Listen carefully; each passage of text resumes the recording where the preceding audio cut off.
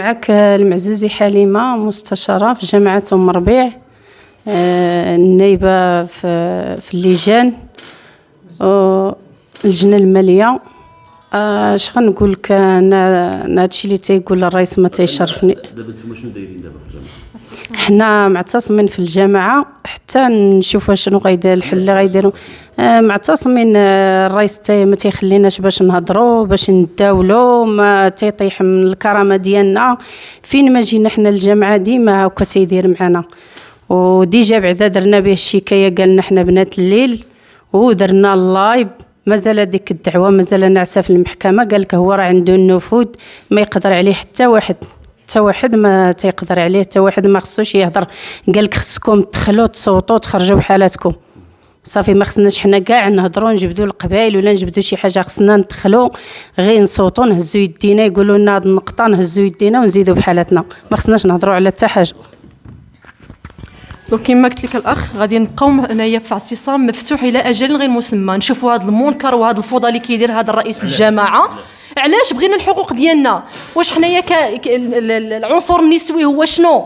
هو ديال غير ديال الليل كما قال الرئيس؟ فين ما جاي يرمي لنا حنايا واحد الهضره اللي ما كتقالش، مخله بالحياء. علاش؟ شنو قال السيد المستشار؟ المره الفايته قال لك بنات الليل، حنايا بنات الليل غير ديال الليل. دابا عاوتاني قال لك بيت النعاس. هي دابا الجماعه انا جيت راه بيت النعاس هادي، يعني راه الجماعه ولات غير ديال الدعاره على هذا الحساب هذا. يعني انا جايه عند الرئيس، ما جاياش باش نتداول ونوصل المعاناه ديال الساكنه ديالي وندير الدور ديالي. كان الحضور ديال السيد مفتي السلطه كان حاضر في الدوره؟ بيان سور كان حاضر، بالعكس كان تفاعل معنا وكان يعني ضابط الدوره، ويعني انسان مثقف، انسان عارف شنو كيدير، ضابط قوانينه. ممكن شكون هو مفتي السلطه؟ قائد قياده الحمام، فوالا. وكان نيت هو وكان الرئيس وكانوا الاعضاء يعني. والسيد ما احترمش هذا القائد هذا، ما احترموش نهائيا كممثل السلطه. يقولها حشومه، ما بالك بيا انا فحشومه. حنايا بغينا ناخذوا الحقوق ديالنا اللي مهضومه لا في وسط الجامعه ولا برا الجامعه. واش هذا السيد هذا ما باغيش يحشم؟ شنو سي هشام بعجاله وبالمختصر المفيد، يعني صافي راه عينه صبرت قضاء. هذا نداء للسلطات لا المركزيه لا الاقليميه المحليه. هذا السيد هذا راه ديروا معاه القانون، راه هذا السيد هذا راه ماشي فوق القانون، الله يجازيكم بخير. راه هو قبل صالح ماشي رئيس استثنائي في اقليم خنيفره، ماشي هو السيد دابا تيهددنا. انا هددني في الخدمه ديالي، انا موظف جماعي غندير لك غنحيد لك، فعل خصك دير خصك تفعل. انا لا سيدي، انا صوتوا عليا الناس باش ندافع على المصالح ديالهم.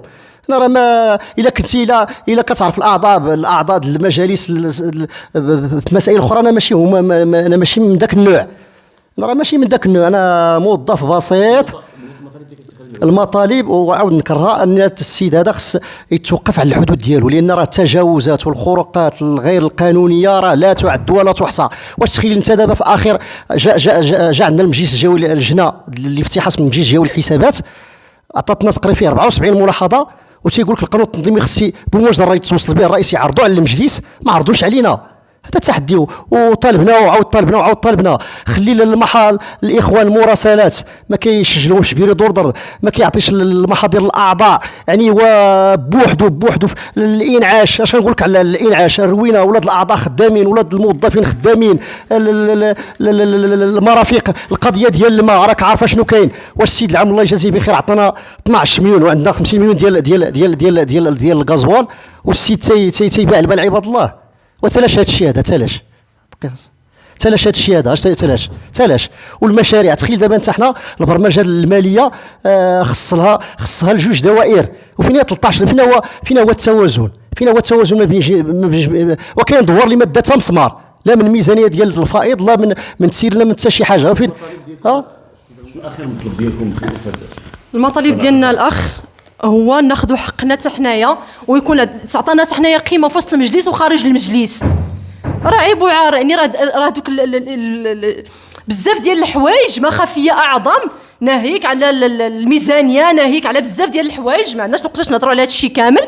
ودرنا مجموعه، صيفطنا للسيد العام، صيفطنا للسيد الوزير الداخليه، صيفطنا، ما خلينا من صيفطنا، ولكن حتى واحد ما كيحرك شي ساكين. لحقاش السيد كيقولها بالعلالي، قال لك انا راه عندي نفوذ، وانا العامل في جيبي، وانا راه ما كاينش اللي يقول باب قدامي، جري طوالك.